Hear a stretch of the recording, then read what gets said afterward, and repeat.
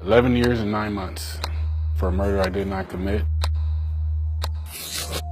I was charged with first-degree murder. First-degree murder and attempted robbery.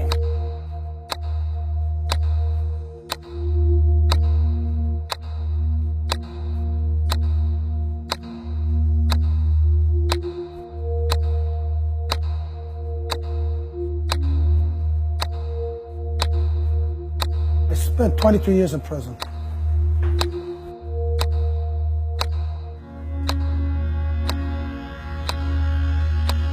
The day I found out I wasn't even in court. I was in the yard for recreation and they told me I had a lawyer's call. I called my lawyer, Dan Store, and he told me to sit down. I said, sit down for what? Juan, you're coming home. What the fuck you say? You know, you can know yourself that you are innocent of something, but when I can show people, you know, because they ask me where you've been at for the last 23 years, and I've been in prison wrongfully, you know. Isn't it true that you intentionally framed Jacques Guevara for a murder that he did not commit? I assert my Fifth Amendment constitutional rights.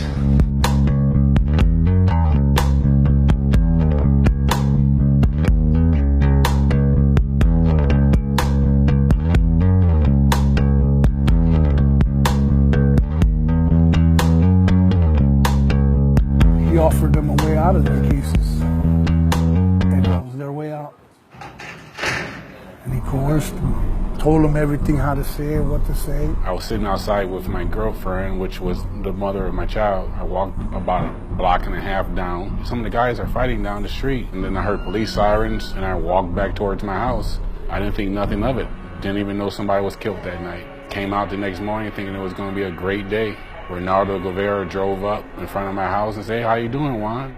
We need some people to come in for a lineup. Would you come in for a lineup? Handcuffed me, took me in, and I was never released again. Next thing I know, I was charged with murder. I was 24. I was a part of the Humboldt Park Institute. It was to help kids get their GED, get them back in school instead of hanging on street corners. And Detective Guevara came in there a few times. I've always told him he was more than welcome to always come inside. And in at court, he lied. He said he'd never been in there.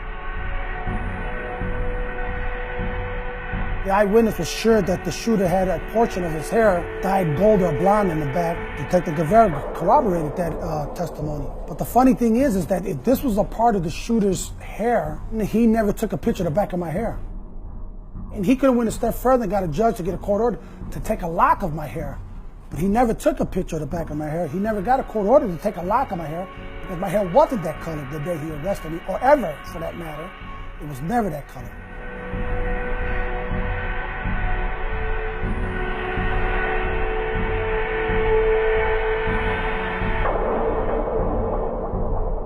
And you think when you come home that it's going to be better, but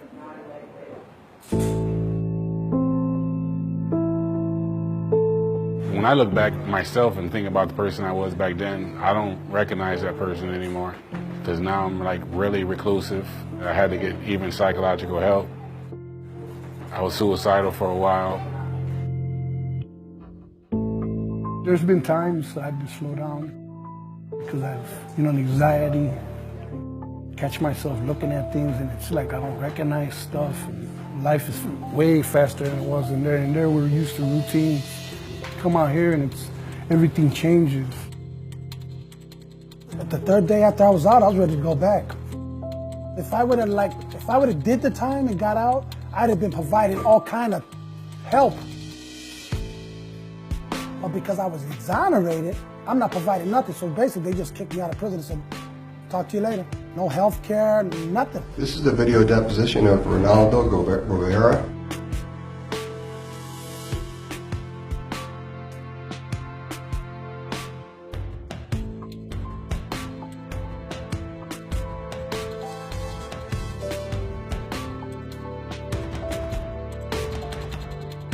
I forgive him. In order for me to move on with my life, I have to forgive him. And I have, and I'm moving on with my life. He can keep his pension. I don't care about his money. I don't mind if the state's attorney gives him immunity for all he's done. As long as he comes forward and helps these other cases so they can come home as well,